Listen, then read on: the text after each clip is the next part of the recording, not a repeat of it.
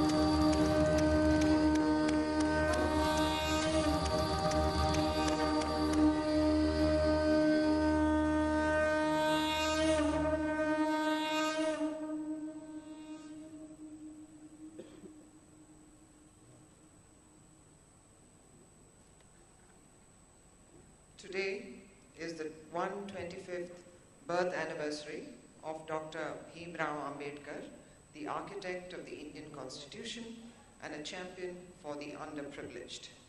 He was also a visionary and the creator of India's water policy. I request the Honorable Prime Minister of India, Shri Narendra Modi ji, to pay homage to this eminent scholar, jurist, and human rights activist on his birth anniversary.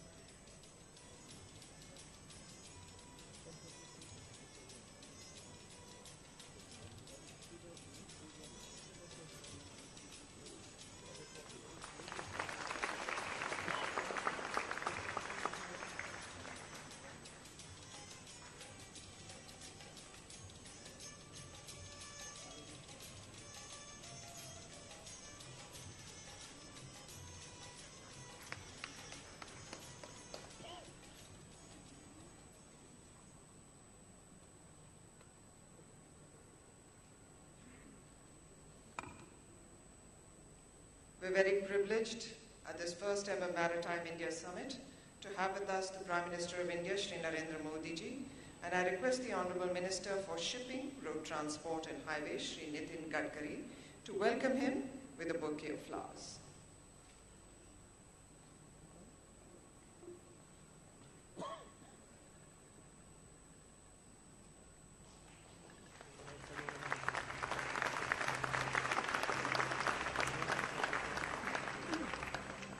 We also have a galaxy of other dignitaries on the dais, and I'd like to request that all of them be welcomed with bouquets.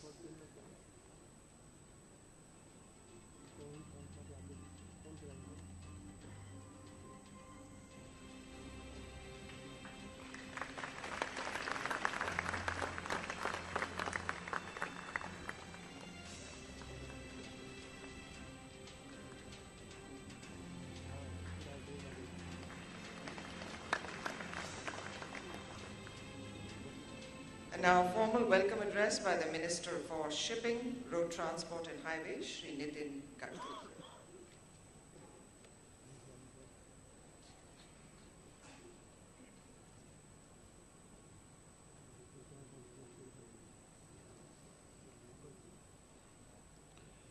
Honorable Prime Minister, Honorable Minister of Ocean and Fisheries, Republic of Korea, Honorable Governor of Maharashtra, Chief Minister of Maharashtra and Gujarat, my colleagues, leaders and delegates from maritime community, dear friends, I welcome you all to the first Maritime India Summit.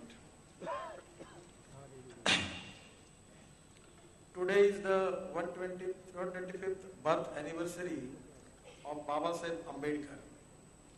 Baba Saheb established the Central Waterways Irrigation and Navigation Commission in 1945 and provided the vision of river navigation.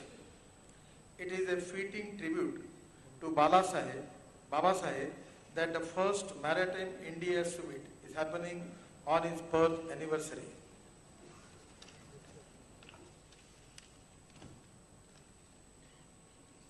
India offers a bright spot of growth in global economic globe. India has become the fastest growing large economy. India economy is poised to grow at 8%. Our seaborne trade has increased at twice the global rate in the last 10 years. It is expected to be thrice the global rate this decade. Last year, Indian port traffic grew by 2.5% as against global sea trade growth of 0.5%.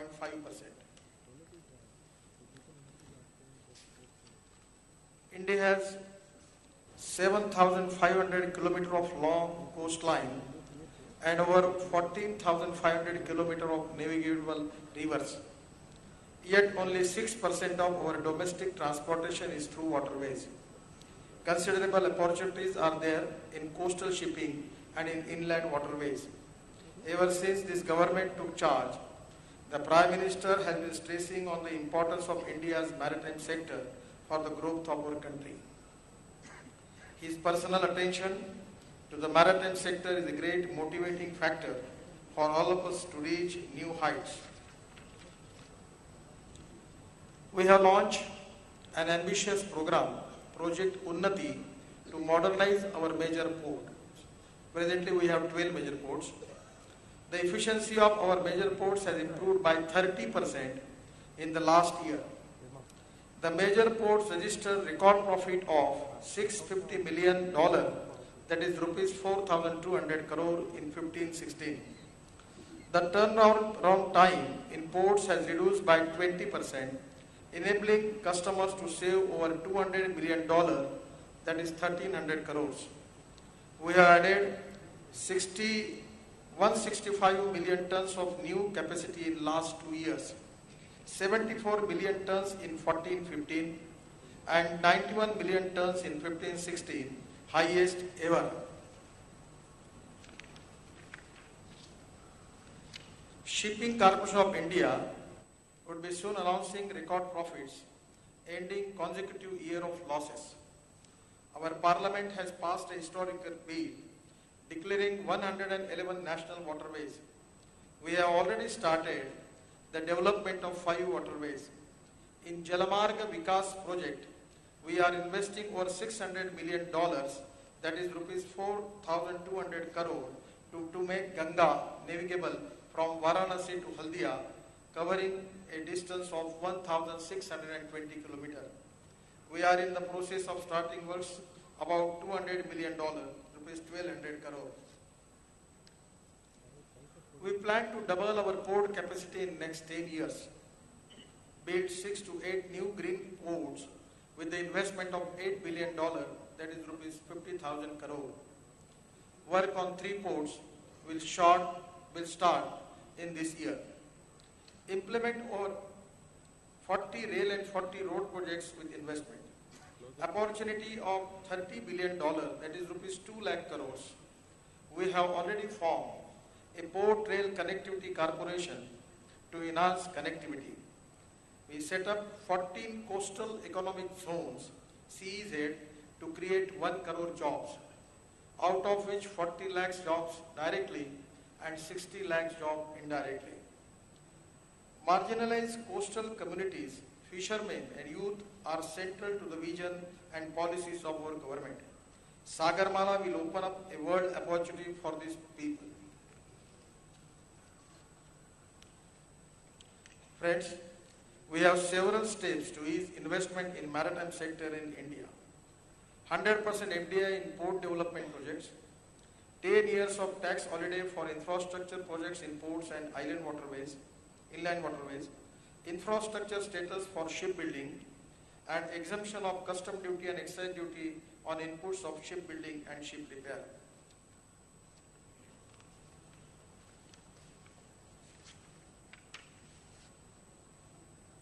I welcome you all to explore the vibrancy of our maritime sector and invest in India. I promise on behalf of the Government of India to extend all possible help for the same. This is a very historical event. Our progress and development in this sector is constantly increasing. We already have a good track record for the development and progressive track record, which encouraging the investors to invest in India. It's really a very historical event, and it's only because of the vision of Honorable Prime Minister. He always insists for any development country in the world, the first important thing is the ports, shipping, and that is the key of success. So he's a great inspirator and motivator for all of us. Today, new era is start. Once again, I welcome Honorable Prime Minister and all of you to the first Maritime India Summit in Mumbai. Thank you very much.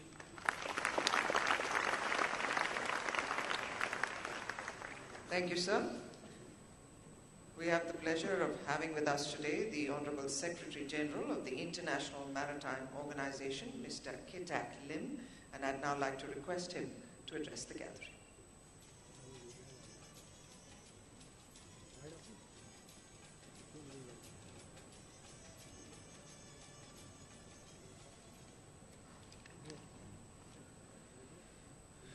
Honorable Prime Minister Narendra Modi, Minister, ladies and gentlemen, it is great pleasure to be here today, and I'm grateful for the opportunity to share a platform with you at the opening of this important, indeed visionary shipping summit.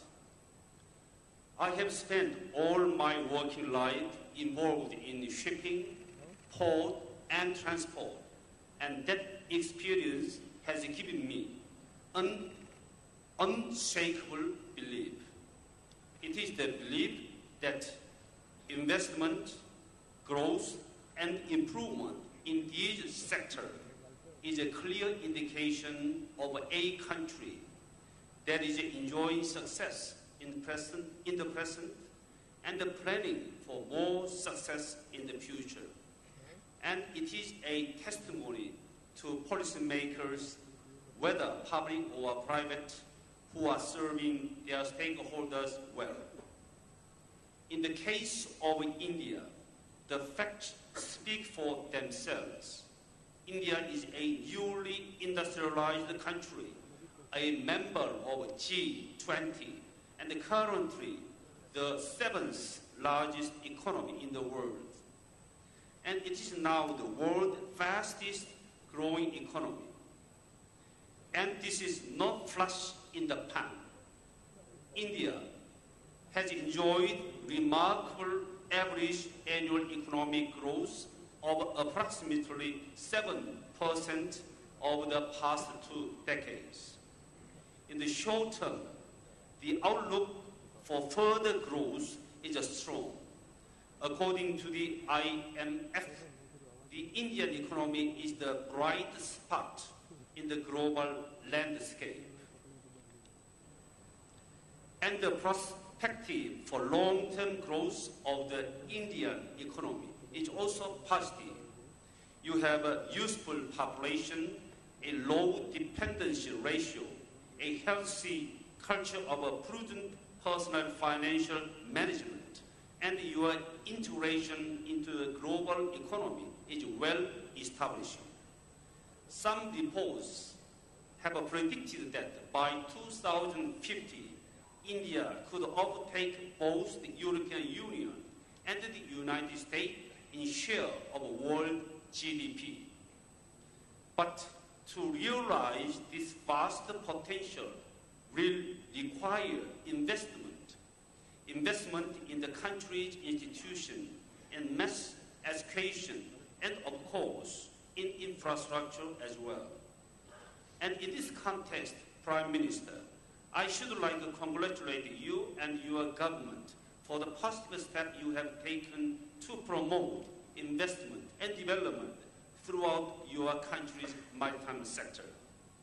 Given India's long coastline and its widespread distribution of major ports, backed up by extensive inland waterway network, this is clearly a policy direction that will be of great benefits to the country as a whole, not just to the maritime sector itself. By promoting trade by sea, nurturing national shipping lines, and promoting seafaring, by improving port infrastructure and efficiency, by developing and strengthening intermodal links and hinterland connections, by promoting shipbuilding industry, and even by fostering tourism. Maritime activity can both drive and support a growing national economy. Of course, when you engage in international maritime activity, you also engage with the other country. And that's why shipping has an international body, International Maritime Organization, to develop standards for safety, environmental protection, security, efficiency, and so on, that can be adopted and implemented globally. IMO is the single global body for maritime policy and regulation, and India has been a great supporter of the organization throughout its proud history. India joined IMO in 1959, the year of its establishment, and has served almost continuously as a council member of the organization ever since. Over the past half-century, IMO has had a huge beneficial impact on shipping, and this has been felt by all those who rely on the industry. Looking ahead, I would like to see the positive benefits of IMO's work spread further throughout the supply chain.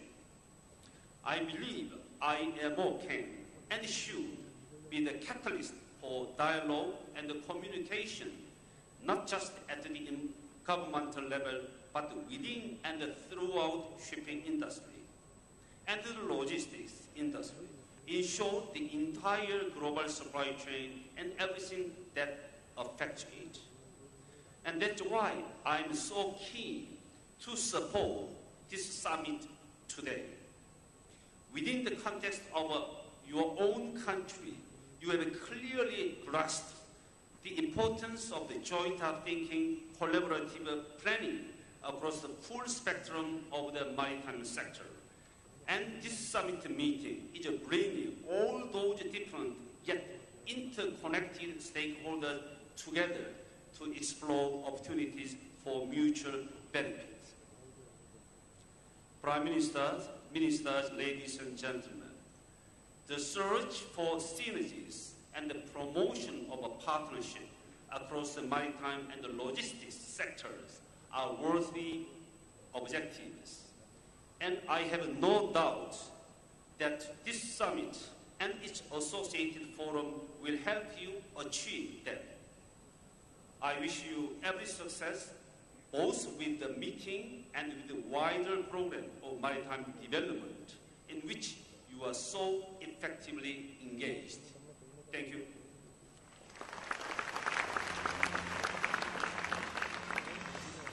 Thank you, sir, for your very encouraging words. Specially prepared for this Maritime India Summit, we now have the screening of a short film on the Indian maritime sector and investment opportunities.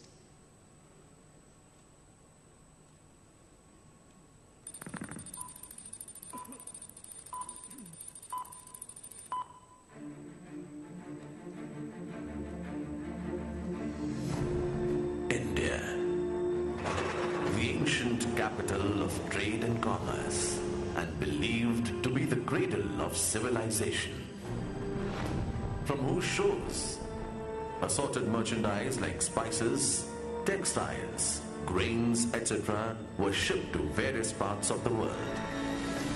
Lothal, the oldest inland tidal dockyards, stands testimony to India's maritime prowess.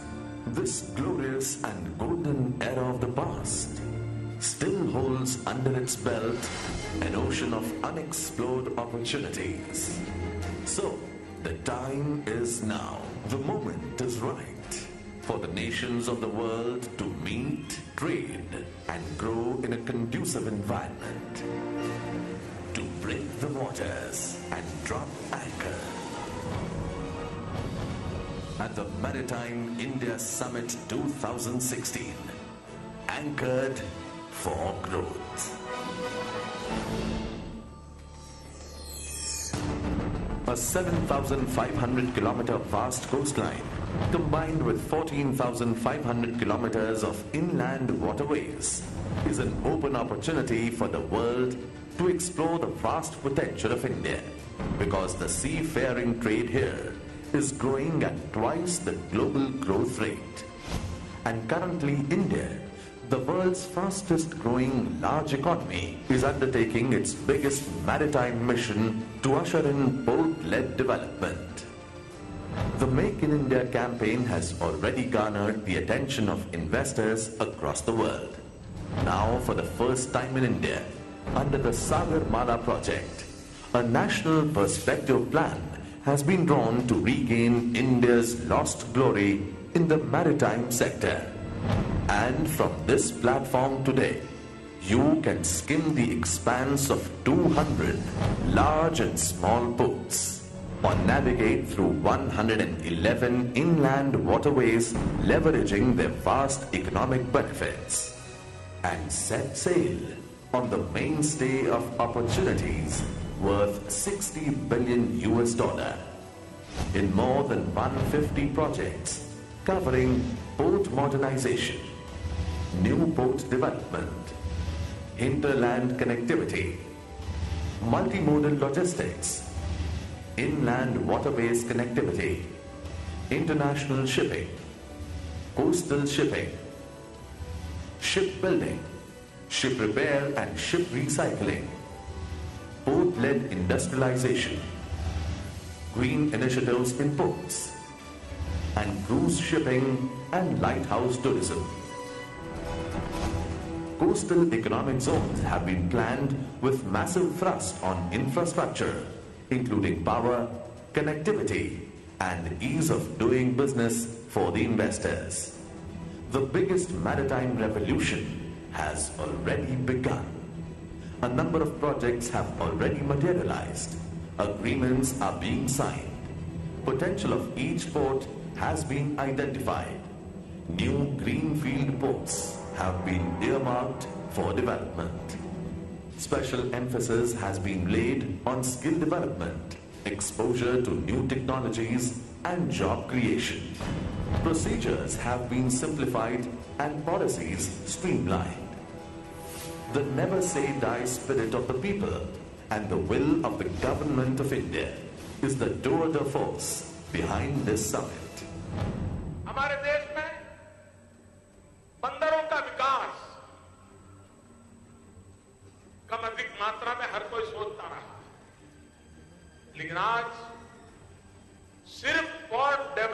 से काम चलने वाला नहीं है। आज आवश्यक है port lead development, और पोर्ट लेड डेवलपमेंट के आधार पर हमारे पोर्ट के साथ मैक्सिमम इंफ्रास्ट्रक्चर की कनेक्टिविटी हो, और इस काम के लिए हमारे देश के पूरे समुद्री तट को जोड़ने वाला एक सागरमाला प्रोजेक्ट हम आगे बढ़ा रहे हैं। Giving further impetus to this endeavor is the partnership of Republic of Korea for the summit. The summit today welcomes all regional and international players in the maritime sector to partner, invest, and prosper from the vast unfolding opportunities that a country's rich maritime past can offer to the present. So, all hands on deck, cast off and set sail. Turn with the wind and drop anchor.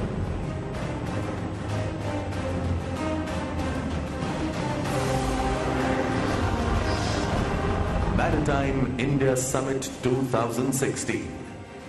Come, explore the ocean of opportunities.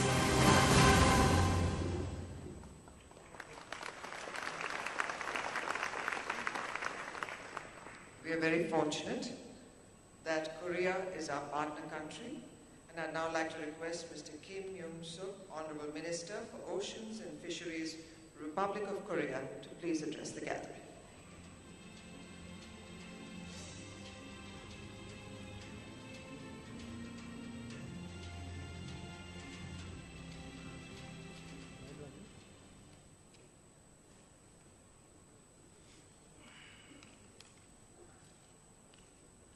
Your Excellency, the Honorable Prime Minister Narendra Modi, Excellencies, ladies and gentlemen, first and foremost, I would like to express my heartfelt congratulations to the opening of Maritime India Summit 2016. I would also like to extend my sincere appreciation to Honorable Prime Minister Modi and the Government of India for inviting the Republic of Korea to this significant event as partner country and for welcoming us with warm hospitality. My gratitude also goes to the private sector participants who have traveled a great distance from all over the world to join the summit, and the organizers for their dedicated efforts to arrange the summit so superbly. Excellencies and distinguished participants, before I begin, I would like to share with you a quote from the great naval historian E.B. Porter, who aptly captured the importance of the waterways that help us push the boundaries of our limits. When man ceased to look upon streams, rivers, and seas as various, and learned to use them as highways, he made a giant stride towards civilization. The waterways of the world provided a new mobility to man himself, later to the products of his toil and skills, and all the times to his ideas. I believe that Maritime India Summit 2016 is a true manifestation of this quote, and I am enormously pleased and proud to witness that Korea is part of this marvelous event. Korean history tells us that a princess from the Ayuda kingdom sailed across the Indian Ocean 2,000 years ago to become the queen of Gaya, the old kingdom in the southernmost area of Korean peninsula. If you allow me to make a personal note, I would like to highlight that I happen to be in the princess's bloodline, as she was my great-great-grandmother.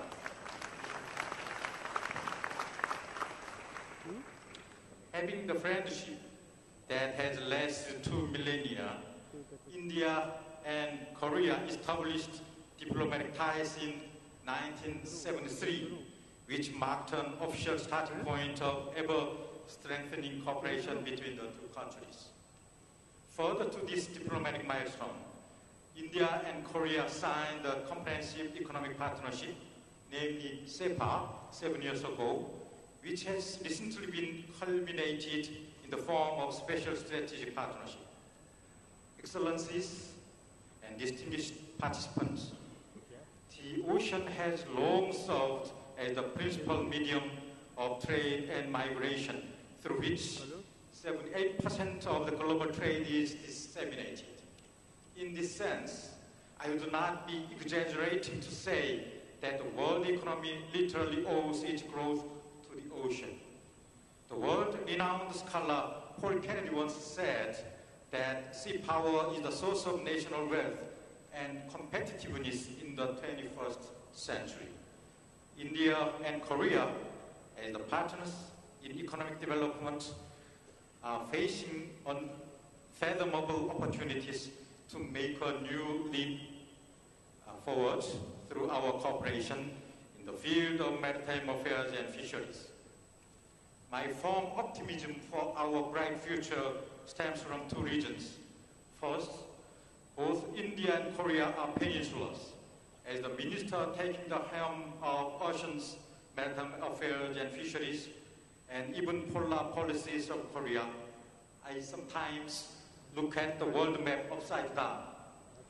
From this point of view, it clearly unfolds how the Korean Peninsula is connected to the 6 continents and the 5 oceans, while giving me inspirations for the possibility to navigate through the North Sea route in the future.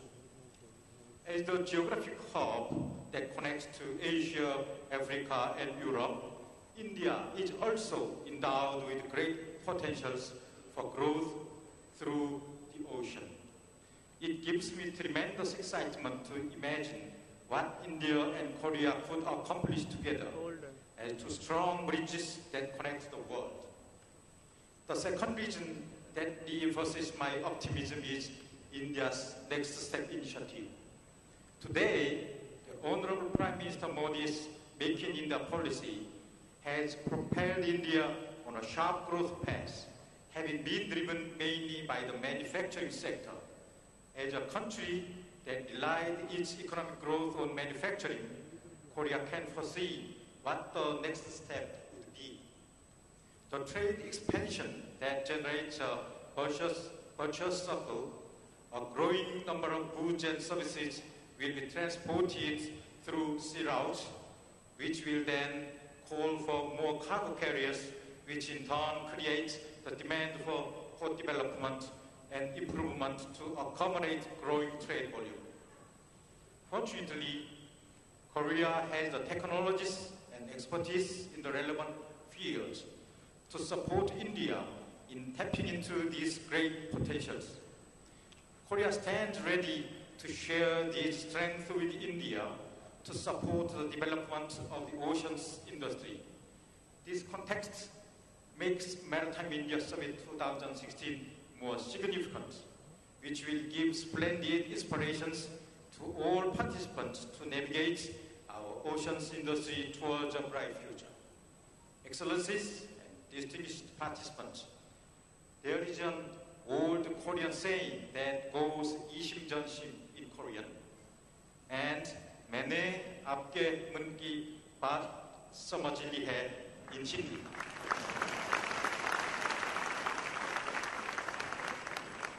Which translates into English as understanding each other even without words. The great poet of India, Rabindranath Tagore, a Nobel laureate in literature, once sang Korea as a lamp of the East during the World War II.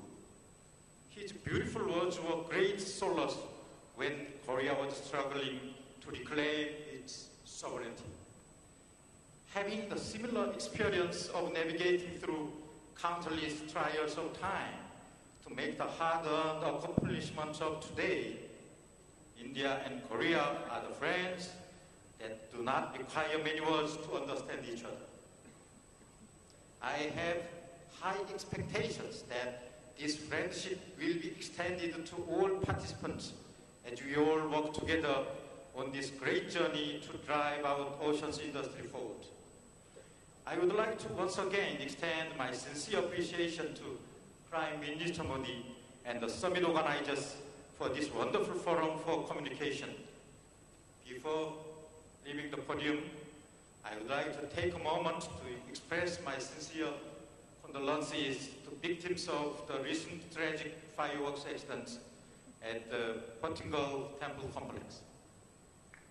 My heart goes out to the victims and their beloved ones, and I pray that the deceased will lead a happier life when they are reborn to their next life. Dhanyavad. Thank you.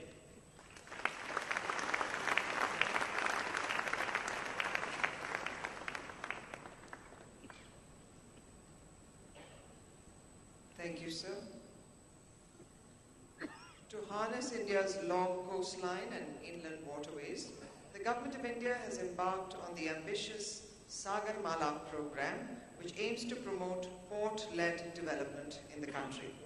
I now request the Honorable Prime Minister of India to release the National Perspective Plan for the comprehensive development of India's coastline and maritime sector, the Sagarmala program.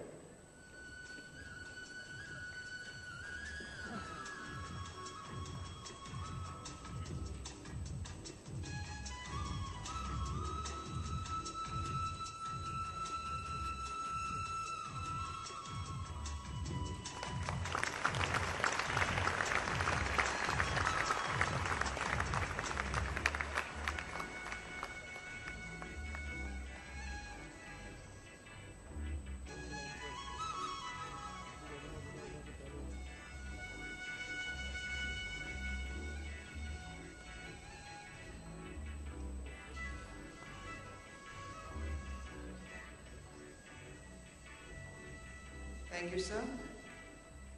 And I now like to request the Honorable Prime Minister of India, Shri Narendra Modi ji, to please address the gathering.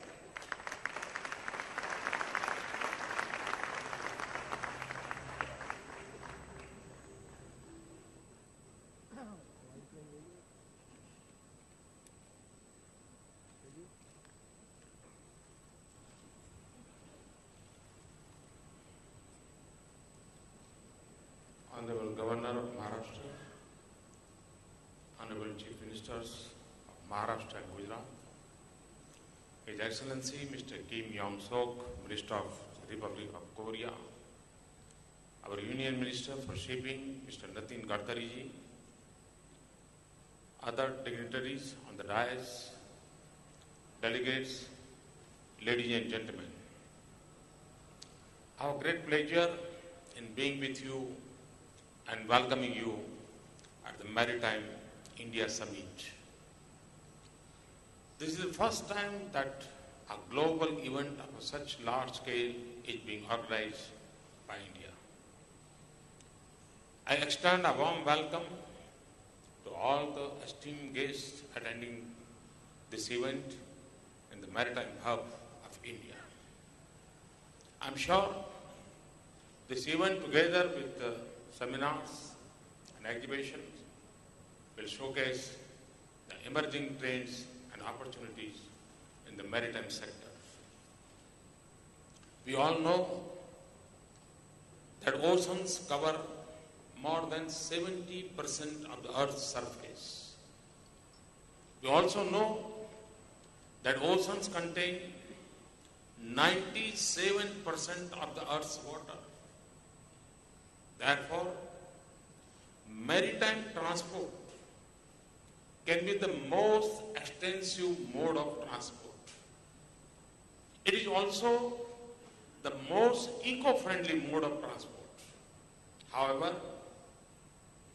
there is one more aspect to this fact, which is that ocean contains 99% of the living space on the planet.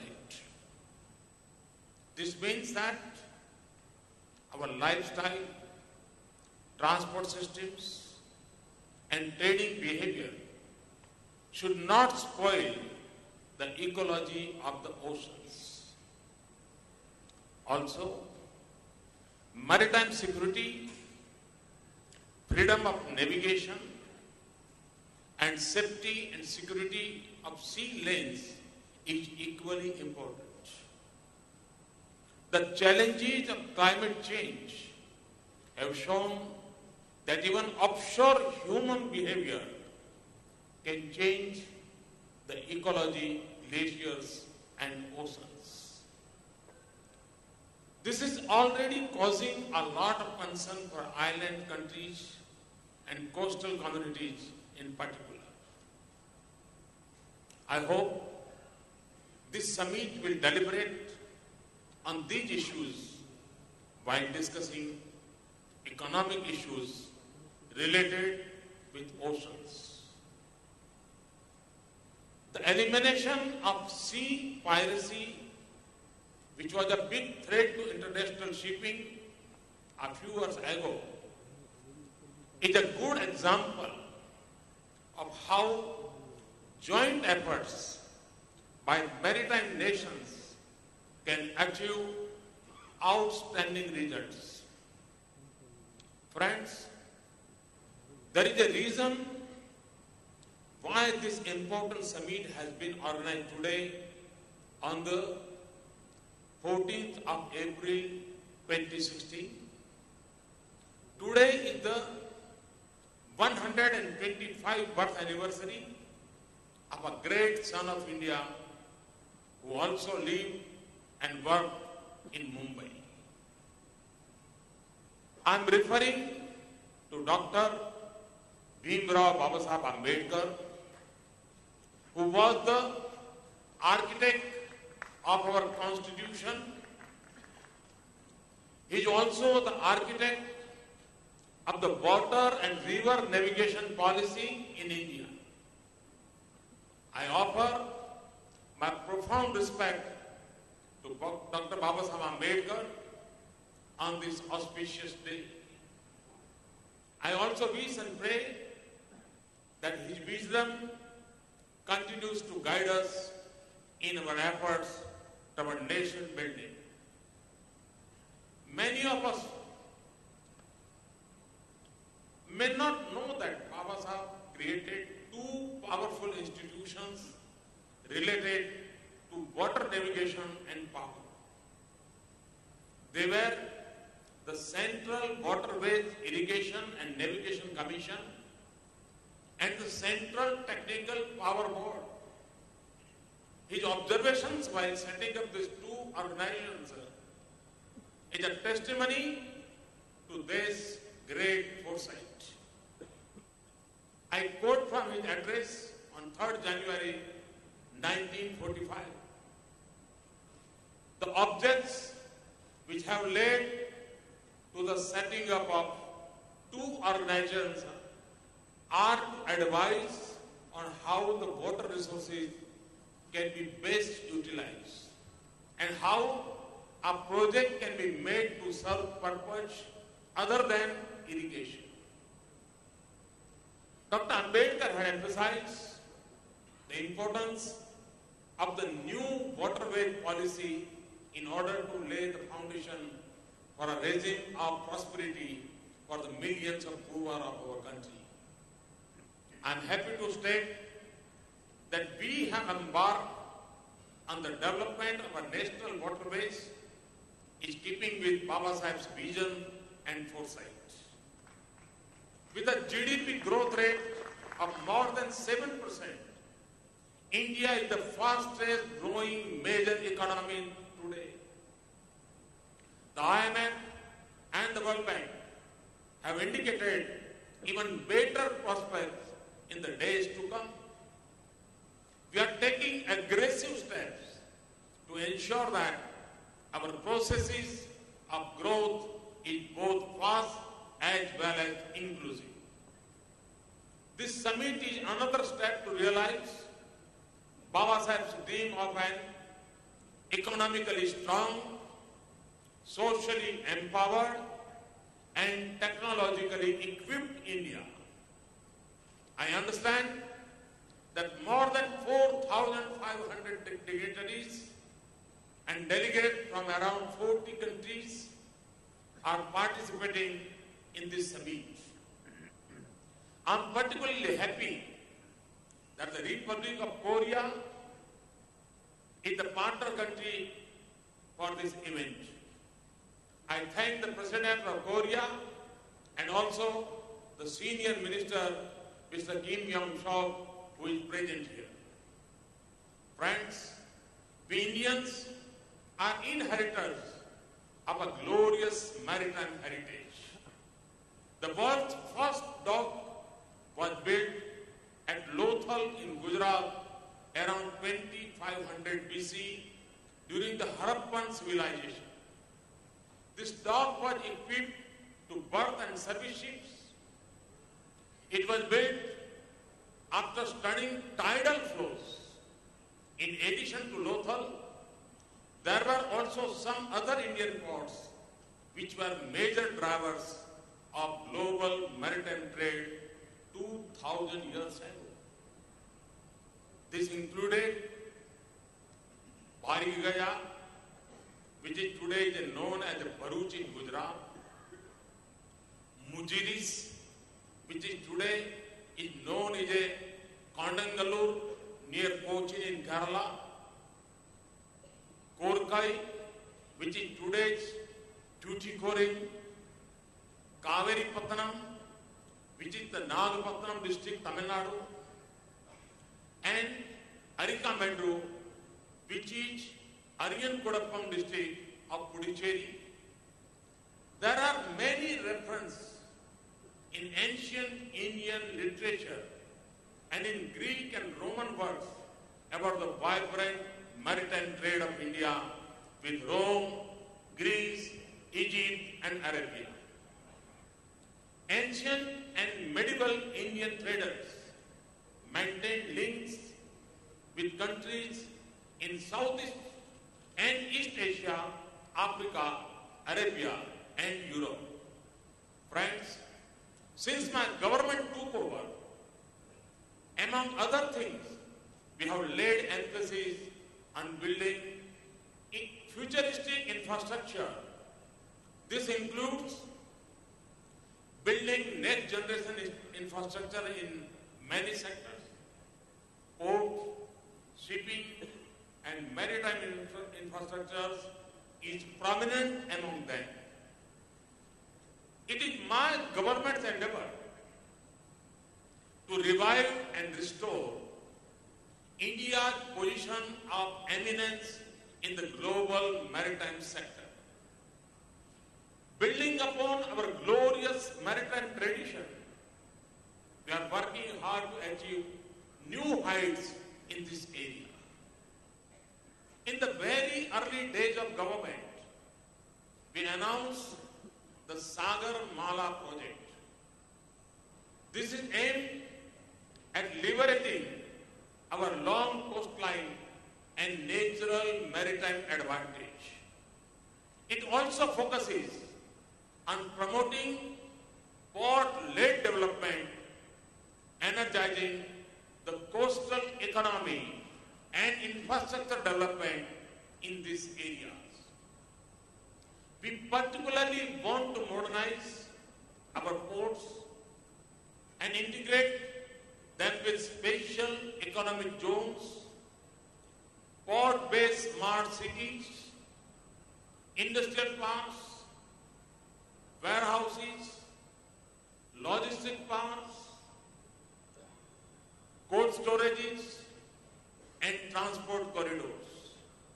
I must mention that our vast coastline of 7,500 kilometers offers a huge investment opportunity. Apart from the length of the coastline, India's maritime potential also lies in its strategic location on all major shipping highways. In addition, we have an expansive and productive hinterland through which flows a network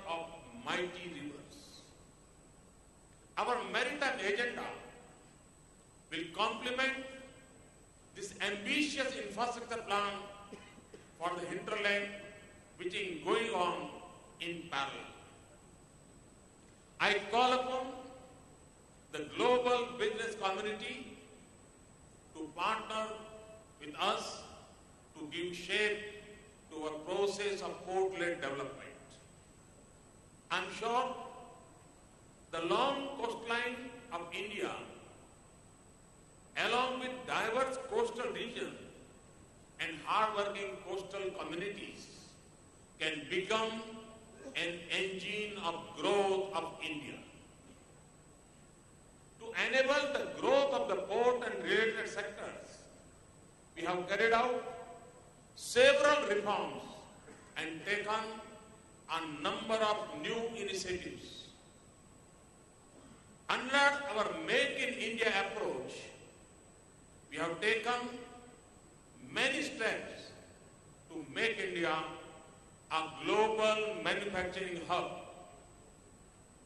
Recently, Moody's has appreciated the Make in India initiative. We have done a lot of corrections on the front of ease of doing business. We have jumped up 12 ranks in World Bank's ranking.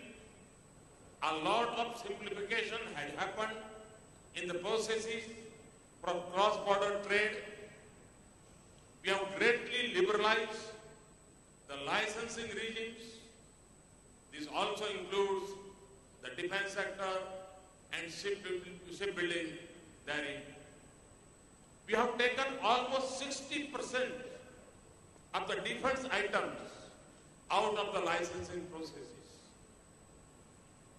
Most of the FDI sectors are now put on automatic approval route. Shipyards are being given infrastructure status at par with the ports. Rebate of service tax on coastal shipping has been increased to 70%. We have granted customs duty and central excise exemption on inputs used in shipbuilding. A scheme of financial assistance to promote shipbuilding has been approved. Customs and central excise duties have been exempted on bunker fuel for Indian flag container ships. Tax issues of seafarers have been resolved. A new company by the name of Indian Port Rail Corporation has been established to focus on the last mile connectivity to ports. We have enacted a legislation for declaring 111 waterways as National Waterways 1. We have taken up skill development activities aggressively. The results of our initial efforts are clearly visible. FDI inflows have gone up by 44% since this government took over.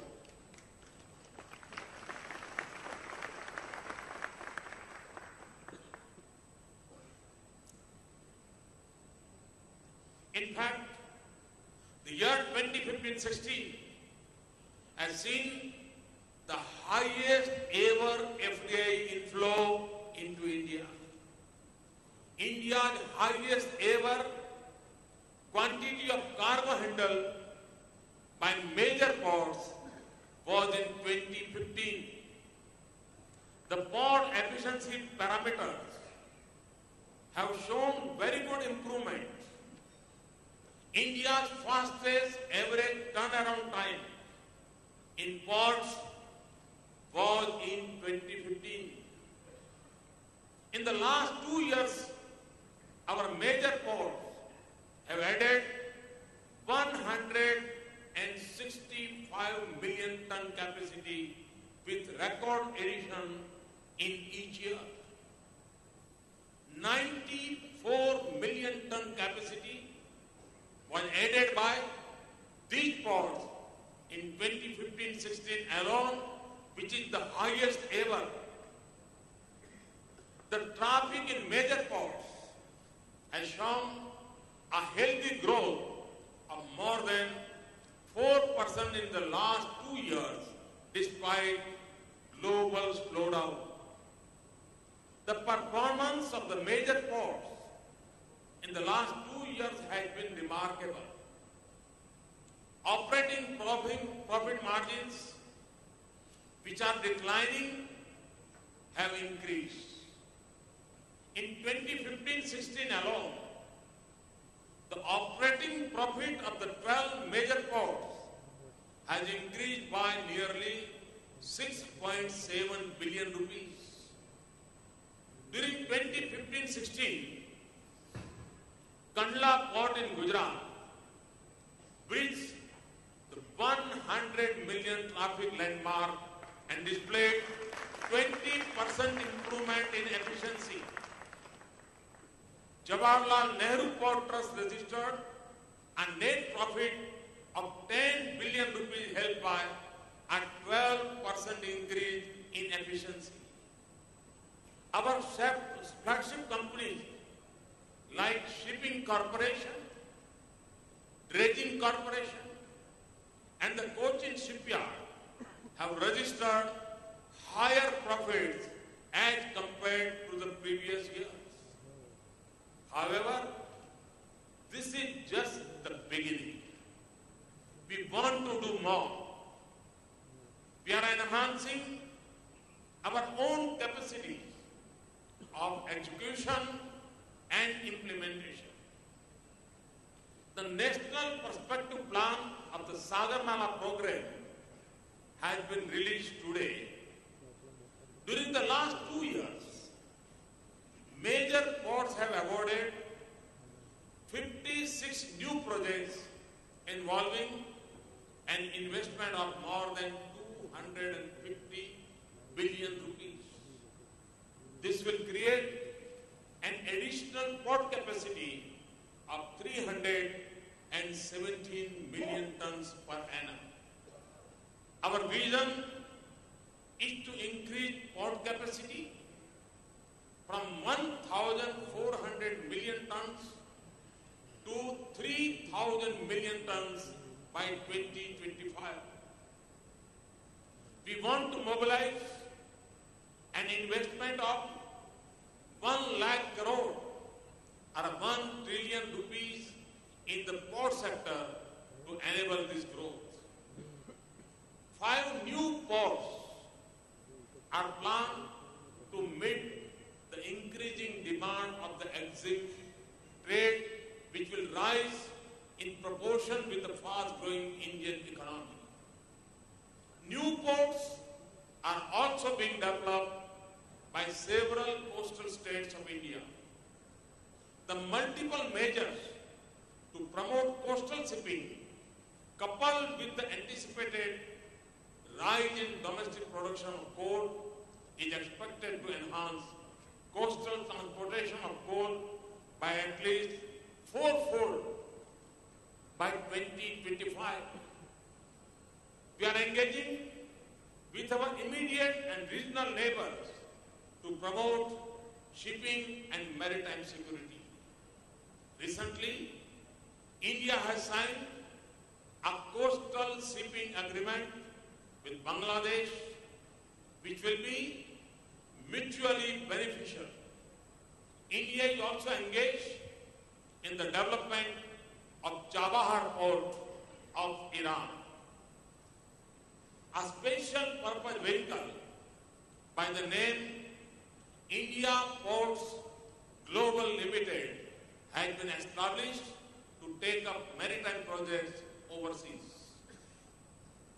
I am informed that the Minister of Shipping is showcasing about 250 projects with investment opportunity in the maritime sector. These projects include various infrastructure development opportunities in 12 major ports, projects in 8 maritime states and other agencies. Of these, over 100 projects have been identified under the Sagar Mala project. With more than 14,000 kilometers of navigable inland waterways in the country, there is a tremendous potential for development in this sector. My government is committed to integration in infrastructure. We are also committed to creating an enabling environment for investors and facilitate investments with an open mind. Friends, all this is being done to benefit the common man. This is being done to provide employment to our youth. This is particularly being done to empower coastal communities, particularly fishermen. Approximately 18% of India's population lives in 72 coastal districts. It comprises 12% of India's land mass. Therefore, there is a need for holistic and sustainable development of coastal regions and communities, particularly for the fishermen. Development of coastal communities, especially fishermen, requires an integrated approach. As part of the Sagar Mala program, we will adopt a comprehensive approach with focus on capacity building and training, upgrading of technology, and for improving physical and social infrastructure. This will be done in collaboration with the coastal states. These initiatives will create employment opportunities of approximately 10 million jobs over the next 10 years. This includes 4 million direct and 6 million indirect jobs. To broaden livelihood opportunities further, we are planning to deploy modern and sophisticated fishing vessels. This would enable them to harness resources in India's exclusive economic zone. In addition, we are also focusing on value addition in fisheries, aquaculture, and cold chain development. The port sector in India is a good mix of private and public port, with both contributing to the growth of the sector. The PPP model of development has been quite successful in this sector and has helped in bringing latest technology and best practices. Private ports have been growing at a very healthy pace and have nearly doubled their capacity in the last 5 years. They handle around 45% of the total cargo. Most of these ports are new with modern facilities and can match the best international ports in terms of performance and infrastructure. Friends, India has had a glorious maritime history. We are on the path of shaping an even better maritime future. The maritime sector not only creates and facilitates economic activities, it also connects countries and civilizations. Moreover, It is the cleanest and cheapest carrier of global trade. Investing in maritime sector is not only investing in one's own future, but in the future of the planet and that of coming generations.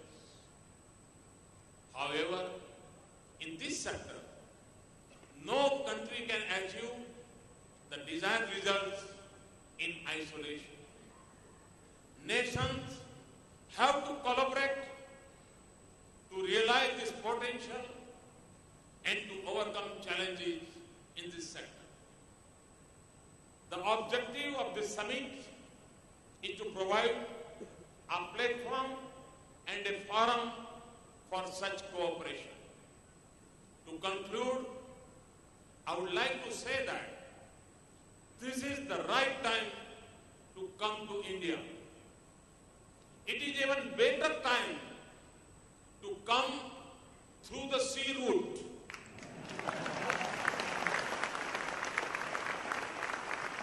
The Indian ship is well equipped for a long haul. Do not miss it. Missing it means missing a pleasant journey and a great destination. Once you are here, I assure you that I will personally hold your hands to see that your berthing is safe, secure, and satisfactory. At last, I again pay homage to Baba Saheb Ambedkar on 125th birth anniversary. Thank you very much. Thanks a lot.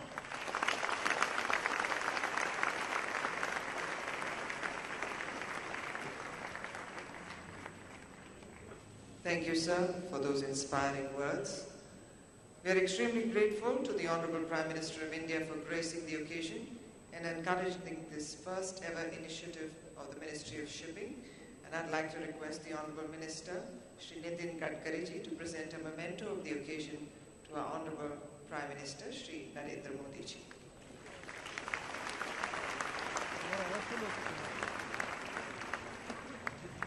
We would also like to thank all our other dignitaries on the dais for being here, and I request the Secretary Shipping, Shri Rajiv Kumar, to present a memento of the occasion to each of our very special guests this morning.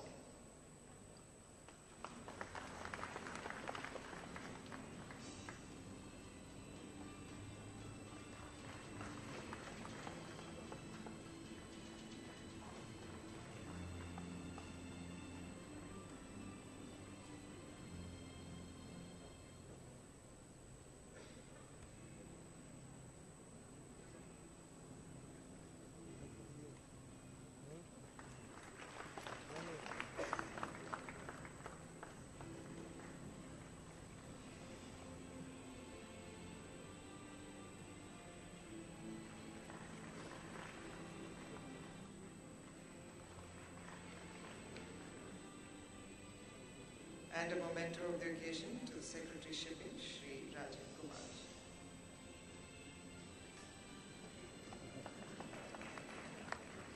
Finally, to propose a vote of thanks, I'd like to invite the Honorable Minister of State for Shipping, Road Transport and Highways, Shri P. Radhakrishnan.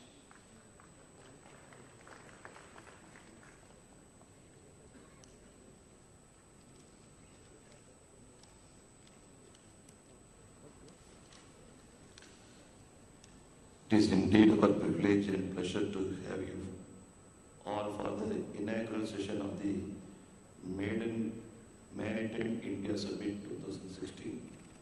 We are greatly honored that the summit has been inaugurated by the Honorable Prime Minister of India, Shri Narendra Modi. We are extremely grateful to Honorable Prime Minister who kindly consented to inaugurate summit. I also extend my heartfelt thanks to His Excellency the Governor of Maharashtra, Honorable Minister of Shipping Shri Nitin Gadkari, Honorable CM of Maharashtra and Gujarat, my cabinet colleagues and ministers.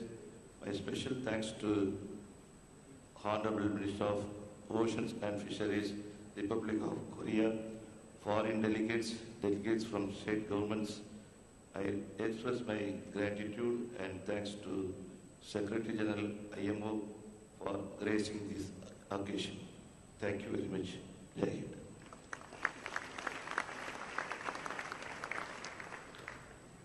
Excellencies, ladies and gentlemen, that concludes this inaugural session. Please remain in your seats until our dignitaries leave the dais. The first technical session on the Sagarmala program will be held at this hall at 12 noon. Please refer to your brochures for breakaway sessions thereafter. Thank you all for joining me here this morning. I'm Sukanya Balakrishnan. Goodbye.